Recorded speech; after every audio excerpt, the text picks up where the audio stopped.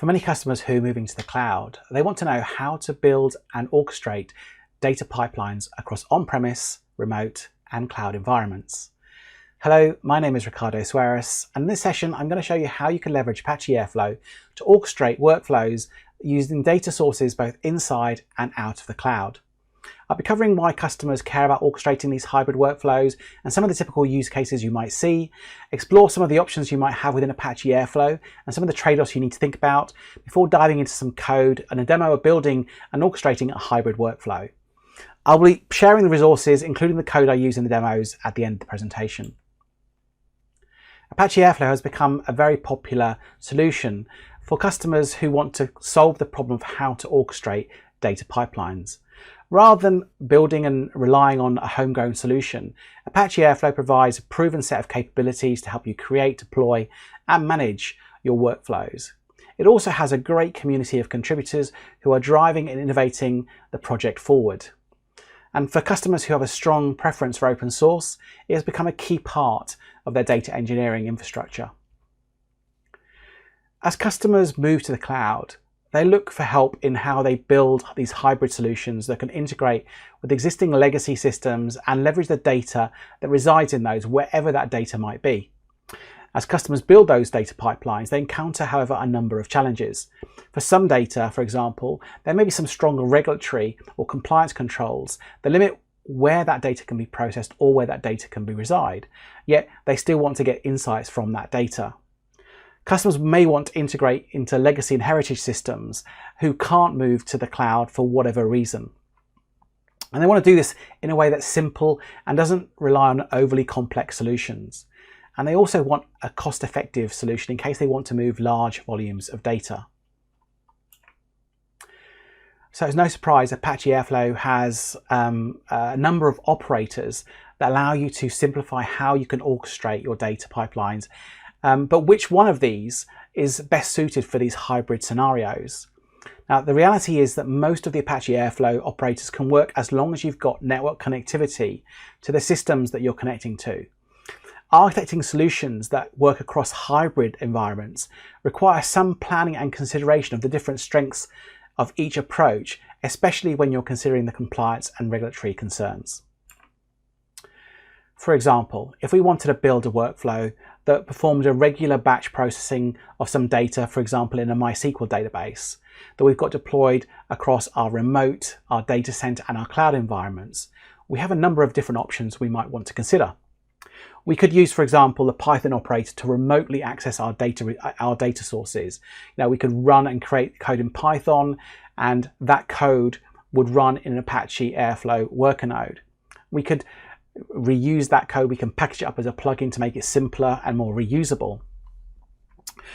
But the code would still be running on the worker node in the cloud, so it may not meet our compliance and regulatory requirements. Now, if you've got Kubernetes skills, you may be able to implement your ELT logic within a container image and then deploy and run this Kubernetes this image in a Kubernetes cluster that you might have. And this is a very popular option for many customers. But you would need to implement a solution locally that would allow you to deploy your container, and you'd then have to make sure you've got the right skills locally to manage and maintain those Kubernetes clusters. You can also use the MySQL operator. Again, if you've got the network connectivity and networking infrastructure in place, you will also need to put some additional controls in place to enable access to the various components. But again, like the Python operator, this would potentially be limited in those use cases where compliance and regulatory requirements meant that you weren't able to process that data centrally. Now, if we're using AWS managed services, we could use a number of operators, such as the Athena operator, which allows you to create federated queries using an open source SDK that helps you build connectors to whatever data sources you've got. And as long as you've got that network VPN connectivity, you create your federated query via a Lambda function and that accesses the data. But again, this requires the processing of that to be done in the cloud, and so may not meet your regulatory and compliance needs. And this is what it would typically look like when you would deploy it. Now, similar to the Kubernetes operator, the ECS operator allows you to run container workloads, but with a much simpler deployment model. Rather than having to manage and operate a Kubernetes cluster remotely, we can use something called the ECS Anywhere agent that allows you to deploy and run containers easily via something called the ECS agent. Now, I'm going to explore more how you can use this container-based approach together with that operator for the rest of the presentation. Now, ECS Anywhere allows you to extend the data plane from AWS into your own environments. It could be on-prem, in a remote office, it could even be in other cloud providers.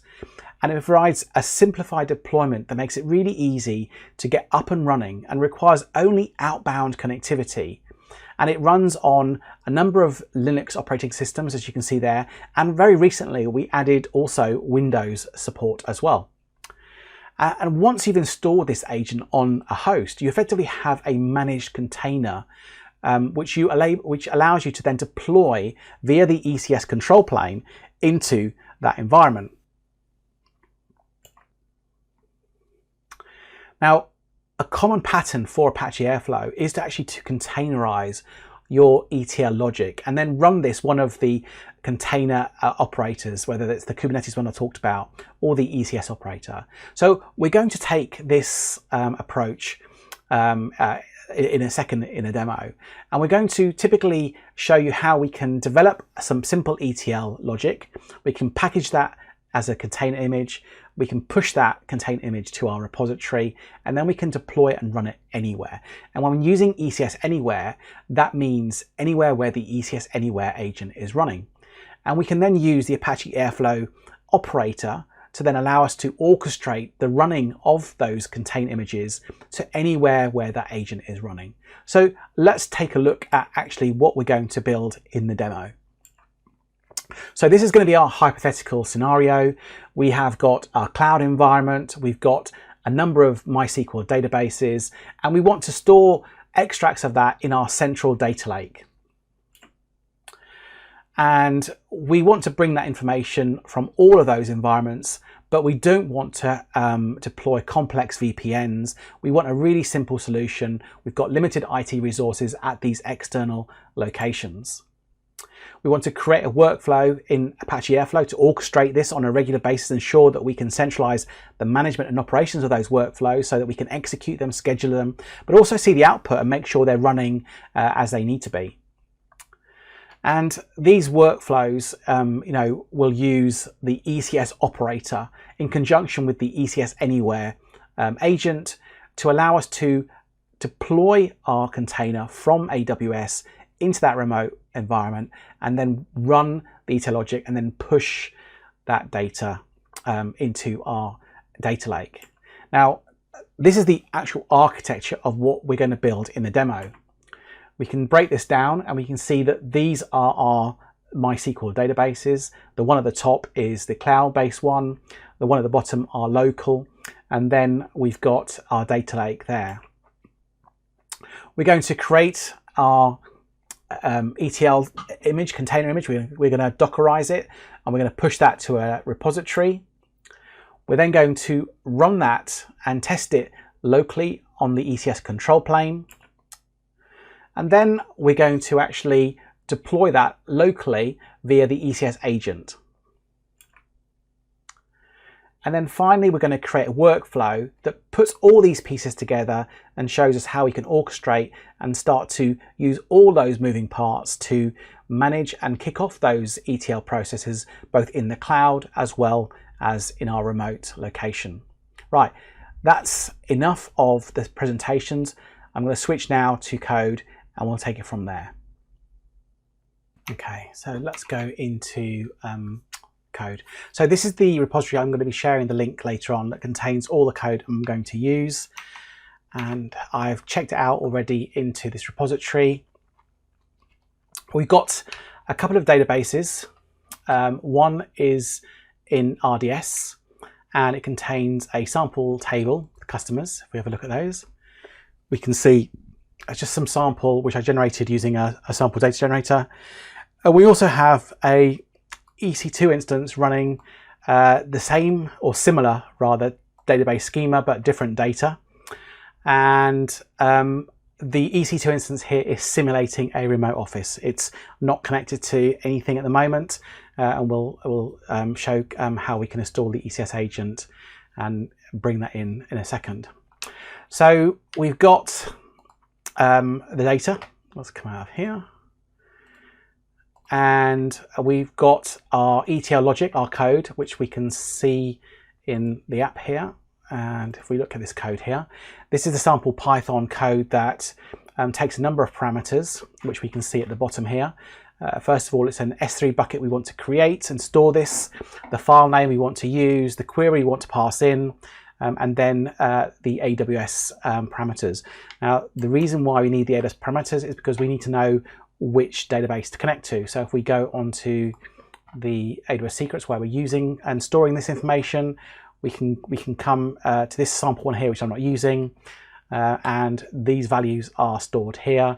We have a database name, a username, a password, and host. And these are encrypted, and this allows you just to access that information from your code without having to know the details. All I need to know is the name of the secret itself.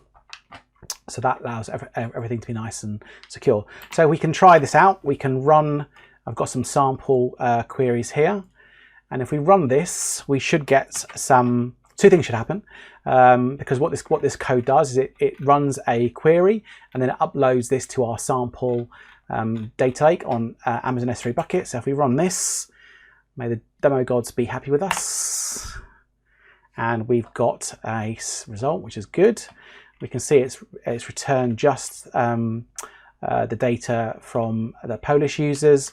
And if we go to our data lake, which is on S3, we refresh, we can see we've got this folder here, which contains the name of the file. And that, if we were to download it and have a look at this file, so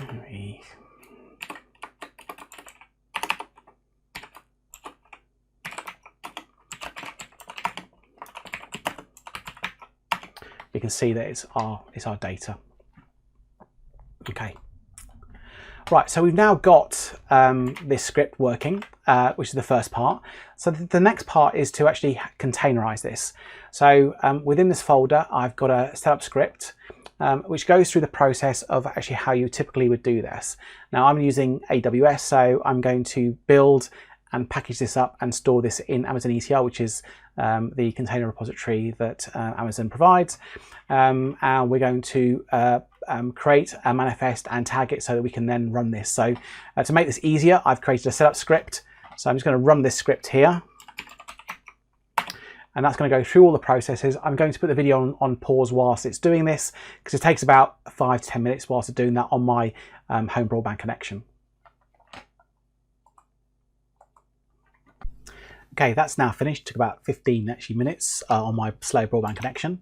Let's go over to the console and go to the Amazon ECR repository, and we should be able to see that we've now got a new repository called Hybrid Airflow, and within it we've got a container image. So we can try running this.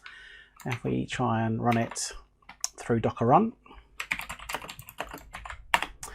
we should hopefully get it running, and it's doing exactly what we expect, which is basically to return the fact that we haven't provided enough command line arguments, which if we look at the script, it's expecting a number of arguments, otherwise it generates this error message. Right, so what we can do is we can take the parameters we did here before and append that,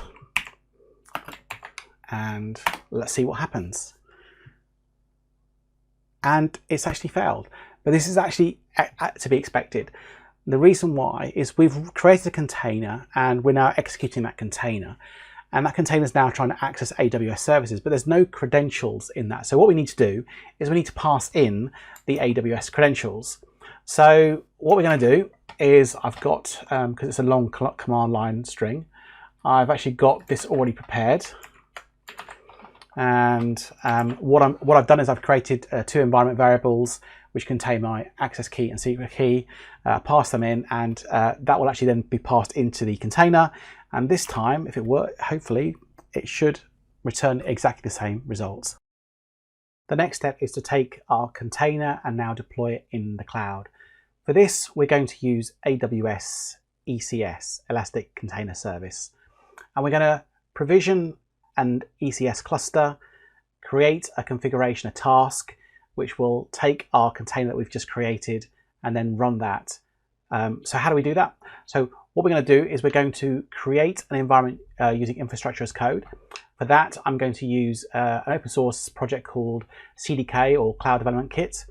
I've already got the code ready to go, which I'll share here, and it's in the repository.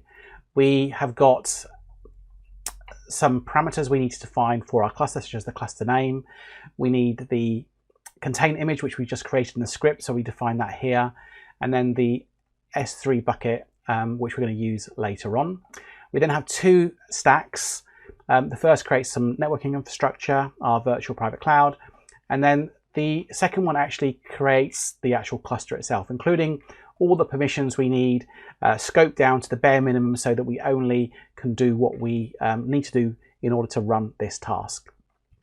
So to deploy this, what we do is from the command line, if we go to the CDK folder, we do CDK list, which lists all the available stacks we can deploy. And we can then do a CDK deploy. And I've already deployed the VPC one, so let's deploy the actual ECS cluster. And this will prompt me to confirm whether I want to do this, and also alerting me to any security stuff that's changing or being added. And this is going to take about 5 minutes to do, so I'm going to put this on pause whilst it deploys. So this is now finished. We can see it's generated some output. If we go to the AWS console, if we want to actually see what actually was deployed, we can go to Cloud Formations, and we should see appear a number of stacks. So here we can see the VPC stack, and this is the one we've just deployed. And we can see all the resources that this stack has deployed. Now, what we can do is we can go actually to the console for Amazon ECS, and if we refresh, we should now see our cluster. So this is the cluster here. If we look at the code, we can see that we gave it a name here, and it matches to that. We can see that this cluster has got some resources. So in this instance, it's a virtual machine. So when we run and execute one of our containers, it's going to be running in the cloud. The actual configuration for the application, i.e. that script we ran earlier on, is defined in a task definition. And we can see here it's called Apache Airflow.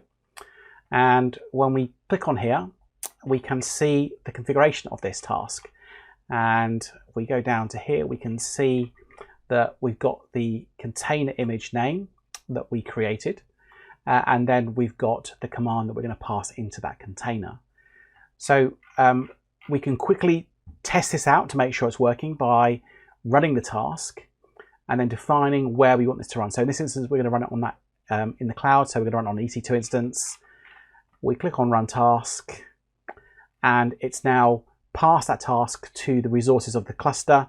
So the cluster is going to take that task, run it on the available resources, so that one virtual machine. It's running here.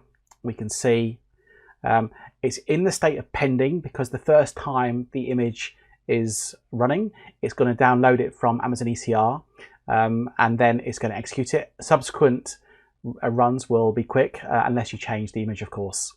That's now finished. We can click on here, and we can see that the task is finished, and we can go over to logs, and we can see that we've actually had the output, which should match what we had before. So what we've done here is we've taken that ETL script, which we developed locally, containerized locally, pushed to the cloud, and we're now running on the ECS cluster.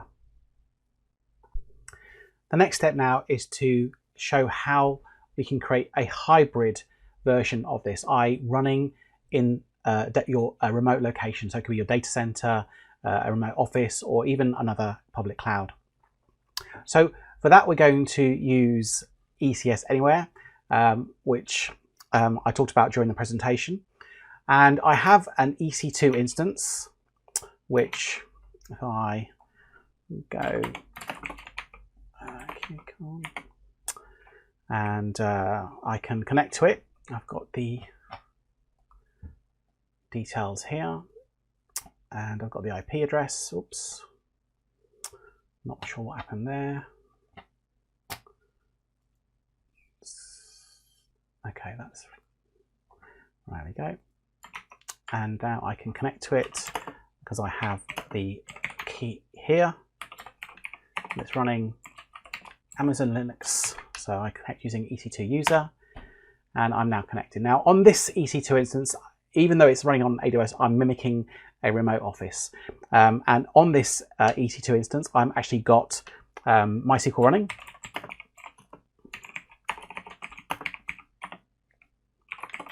Which I can log into, hopefully. Use local demo. And customers. And we can see it's got a similar set of data to what we showed when I was in Visual Studio Code. So we've got this machine, and if you recall, when we were in the cluster, we could see that this cluster has, under ECS instances, we have one node, and this is the node currently that is being used to run all containers. Now, to create a hybrid inversion, what we can do is we can use this button here called Register External Instances. And when we click on this, it's going to walk us through a couple of screens that will allow us to generate a configuration file, which we can then deploy on this EC2 instance, and it will install the ECS Anywhere agent, configure all the permissions and roles, and then integrate that into this cluster, thus allowing us to effectively extend the resource capabilities of this ECS cluster and allow us to run that container in that EC2 instance or that remote machine. Now, when I created via CDK the ECS cluster, we created a number of roles, and I'm going to use one of those roles here, which is this one here, and this is the one that is going to be used on the remote machine to give it just enough permissions to access the ECR repository so it can download containers, as well as access CloudWatch so it can write logs. So we specify this one here. It should be, there we go. And we only want one instance. The activation key you can leave for default, because we're going to do it right now. And we can see here that because I'm running a Linux command, running a Linux machine, I'll use this command. Very recently we added Windows, and if you were running a Windows machine, you could do this. I click on copy here. I go to my Linux machine here, and I'm going to run this as root. Make sure, yes. And this is, I'm going to put this on pause because it takes a while. During this process, it's downloading the agent, installing, configuring the agent, registering it into AWS Systems Manager, and then the ECS control plane. So I'll come back once it's finished.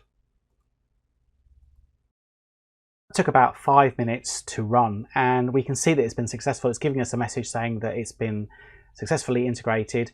And if we now go back to our ECS cluster and we refresh, we should now see we've got two resources. We've got this new one here, which is got a different identifier, and the MI stands for managed instance, and we can see that external instance equals to true. So what this means is we can now run our task on this external instance. So again, what we can do is take the task we had and we can run it.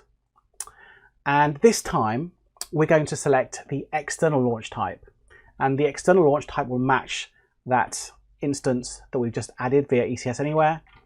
And we can click on run, and it's going to start running. And again, because it's the first time that the containers run on this external instance, it's going to take a few seconds to download that image before it runs, and hopefully it won't take too long.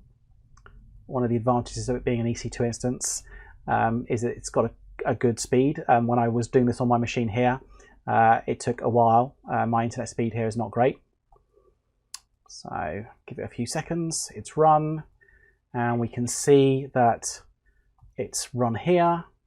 We can check the logs, and we can see that the script's run. Okay, so we've now demonstrated that we've actually run our ETL script, the container code, on the remote machine. So if I was in a remote office somewhere, it would have been running there rather than in AWS. But so far, what it's done is it's accessed the same database. If we look here within the code, I've instrumented it so we can see that it's connecting to the database that's in RDS. The next step really is to change this so that we run and access that local database we've got running. So to do that, we're going to create a new task definition. So I click on my task definition, I click on new revision, and I then can configure the database I'm going to connect to by changing this value here. If you recall from the beginning of this presentation, I define the database environments that I want to connect to via some parameters I store in Secrets Manager. So if I go back to here, this is the current one, RDS. If I select this one here, this points to and contains the information to connect to the local database, and go back to ECS cluster and select this one here and click on update and click on create. I now have a new revision of my task, and if I click on run and select external and click on run, this time it should not take very long to run because the container image is already run. Click on stopped and we can see that, has it run? Okay, which one is it? It's this one here. We can check the logs and we can see that it's connected to the local database and it's brought back this data. So now we've actually got the ECS to execute this running container, running in that remote instance, running on against the local database. And then if we look ultimately at what we're trying to do here on our S3 bucket, go back to here, we can see that we've got some data. And if we look back at actually what we were looking to configure here in the task, I can't remember which bucket we were trying to put it into, but we can quickly find it out. It was basically period 1 HQ data. And if we look here, period 1, we can see the timestamp match as well. So this is the data that we've just got from that local machine. So we've now demonstrated how we can containerize that ETL script, run it both in the cloud and remote. It could have been in a remote branch office, it could have been in another cloud or our data center. The next stage now is to see how we can incorporate that into our workflow within Apache Airflow. To configure and provision an Apache Airflow environment, I am using an AWS service called Managed Workflows for Apache Airflow. And to create the environment, again, I've used more infrastructure as service code. Again, this code is all in the repository, which uses another file to, via parameters, configure the key values. In this instance, is the name and the location of the S3 bucket where we will store our DAGs or our workflow files. There are two stacks. One configures the VPC network. The second one creates the actual environment itself. Now, the provisioning and creating of this environment takes about 30 minutes. So I've already pre-provisioned this environment. And again, I can look at what gets provisioned by looking at CloudFormation, so I can see all the different resources that get created. And I can go to the actual Apache Airflow, Managed Workflows for Apache Airflow console. I can see my environment here, and then I can actually access the console this way. And by default in this code, I deployed two very simple workflows. So I have my environment ready to go. I now need to work on the actual workflows themselves. So I have actually these as well within the code, within the repository, within the DAG folder. I've got three that are of interest. One is called EC2, ECS Hybrid EC2. One is called Hybrid External, and then the other one's called Hybrid Local. So what these do is they take the things that I've just shown you, how we've run them through the ECS console, but they wrap them around an Apache Airflow operator called ECS operator, and then get the Apache Airflow worker to execute these on our behalf. So let's walk through this. So we have our standard Apache Airflow imports. We're going to be using the ECS operator, so we import that from the Amazon provider. We then create some default args. We define the name of our workflow. We're not going to put this on a schedule, so we're just going to run it on demand. And then we actually have the parameters of our actual operator itself. So we need to give it a task ID. So in this instance, I've called it Cloud Query. And we need to define the ECS cluster that we want to run the task on. So this is the name of the ECS cluster. So if you recall, it's called QCon Hybrid Airflow. We then need to give it the name of a task definition. So the task definition contains the actual task. So this is this screen here of what we want to run. And as you can see here, it's called Apache Airflow. And you can define just the name and it will always use the latest. You'll notice that it has a number. Every time you create a new version, the number increments. If you have no number here, it will always use the latest. If you want to be specific, you can actually put a colon and a number to tie it and pin it to a specific version. We can then pass in overrides to the container. We'll see an example of that in a minute. And then here we define the launch type. As I've mentioned before, the first time we ran the ETL script, we ran on EC2 launch type. Then when we ran it via the hybrid ECS Anywhere mode, we selected external. So here we're going to be running it on EC2 just so we can see it running.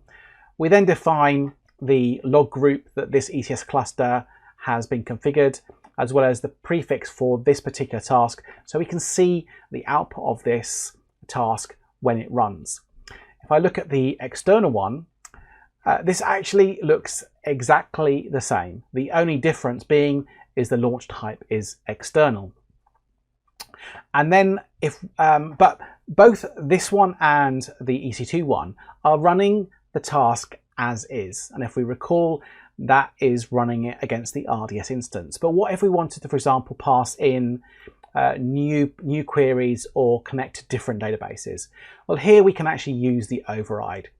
And here we specify the same information as for the external one, and we override the actual command we want to pass in. So here, for example, I'm specifying the fact that I want to use this folder and this file I want to upload.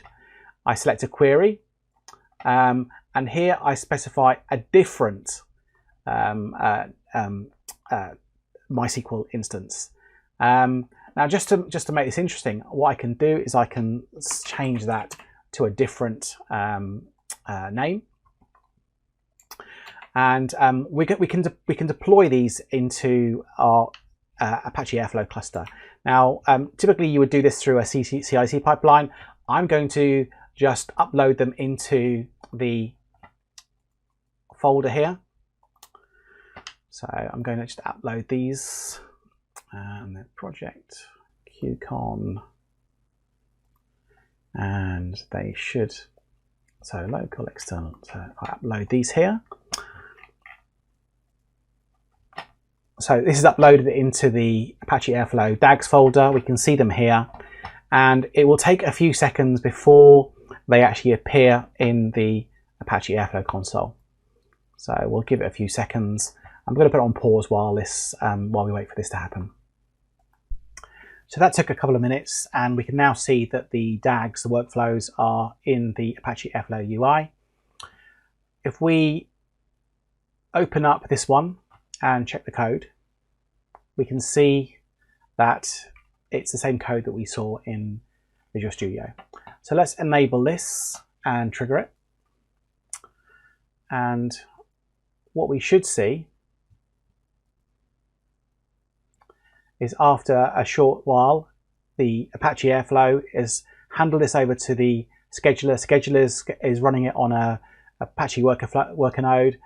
The task is being executed on the worker node, And as we can see here, the task as completed. And if we look at the logs, we should see the SQL return, as we can see here. Now, as we can see from here, this was accessing the database in the cloud on RDS. So let's now try and do the same thing with the local. So here we can actually look at the code, and we can see here that we're passing on new parameters. In this instance, we're specifying the local database. So let's trigger this one, and we should see exactly the same thing. We should see it again passing over to the worker node. The worker node is going to pass it on to ECS. Because it's set to external, it's going to run on the ECS Anywhere. So this is our fake external remote branch, and we can see it's run. And we can take a look at the logs, and we can see that this time it's only brought back one record, but we can see actually from the source IP that it is actually our remote instance, and it's accessing the database locally here.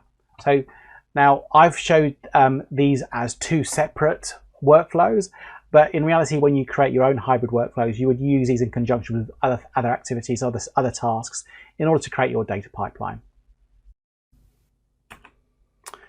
Now, one thing I didn't cover in any depth during the demo was the security and permissions and how these are configured. So there are a number of important policies and roles that we need to create in order to make sure that we only provide access to the bare minimum services when setting this up. If we start from the bottom of the diagram and the local environment, we have the ECS Anywhere agent, and this needs a role and set of permissions in order for it to access and interact with AWS to do things such as access the ECR, repository download containers, send logging information to CloudWatch, that kind of thing. And this is called the ECS Anywhere task execution role. And so we will have a very small scoped and narrow set of permissions for that task to run. Within the ECS cluster environment, we have a similar set of permissions, which is the task execution role. And these are the permissions that the ECS cluster has for doing similar access. So downloading container images, CloudWatch logs, and running tasks. Now, within Apache Airflow, the worker nodes have a policy which is called a role rather, which is called the MOA execution role, and that contains a set of policies that allowed it to interact with other AWS services.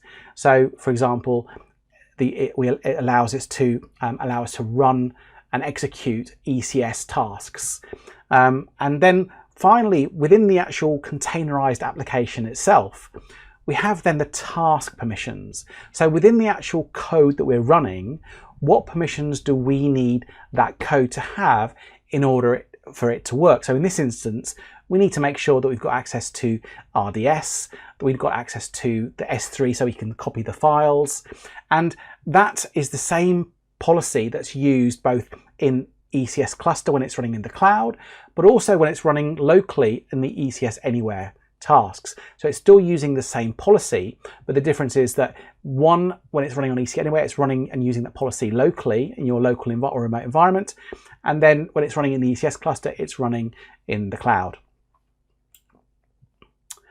To further illustrate this approach is how different sets of users within your environment need different sets of access to make a solution like this work.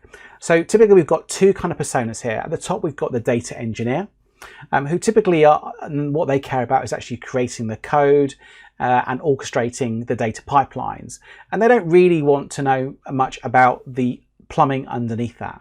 And then we've got the system administrator, maybe your DevOps team, who build the infrastructure via infrastructure as code, who manage secrets, who provision everything so that the data engineers can do the work. And here we can see this solution in the context of the kind of activities which would each of those personas would do. So the sysadmin would typically deploy the ECS Anywhere locally and get that up and running. They would configure and make sure that your ECS clusters are up and running. They would configure and define the secrets. They would set up your RDS database. They would set up the permissions and policies, as well as creating and deploying the Apache Airflow environment.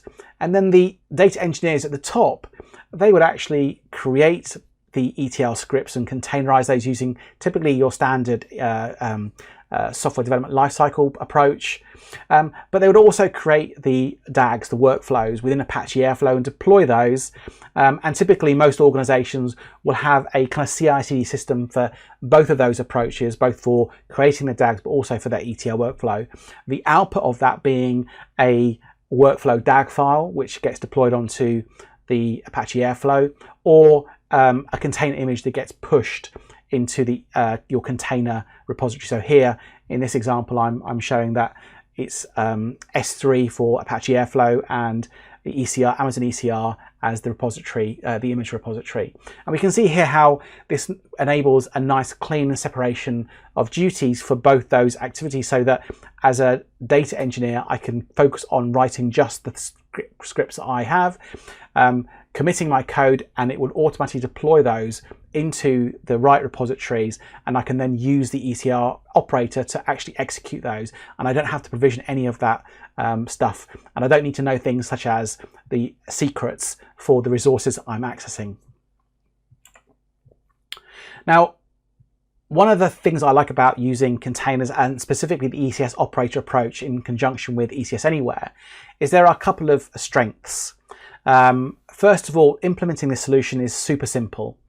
From an infrastructure perspective, there's no complex firewalls to manage. It's a simple local install of the ECS agent, which integrates that system into the ECS control plane, and also the system AWS system manager as well. From a development perspective, you can reuse your existing development patterns to create and manage your container images. And from a management perspective, you can manage everything from a single pane of glass, i.e. the ECS control plane.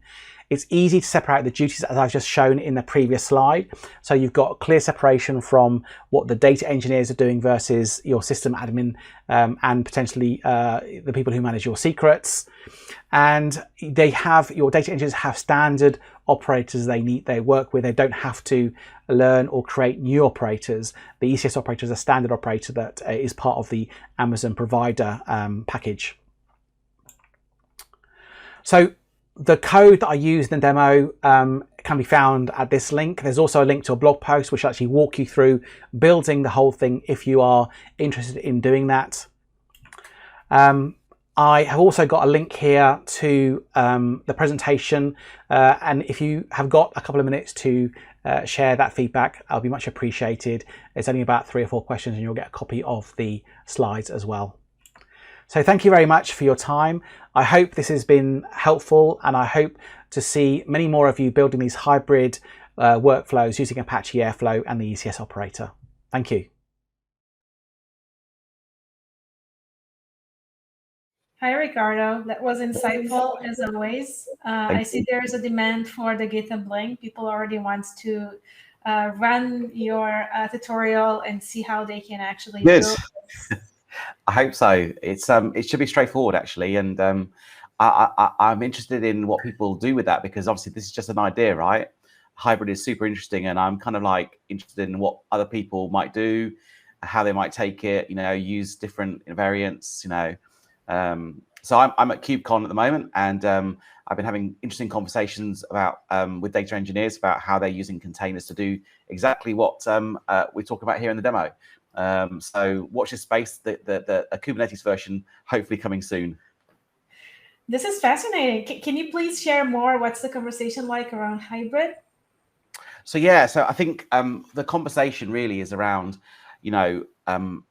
customers are moving to the cloud, but they've still got a significant amount of assets, so data, applications in their current environments, okay? And these are important applications. You can't just leave them. Quite often they're still running important business processes.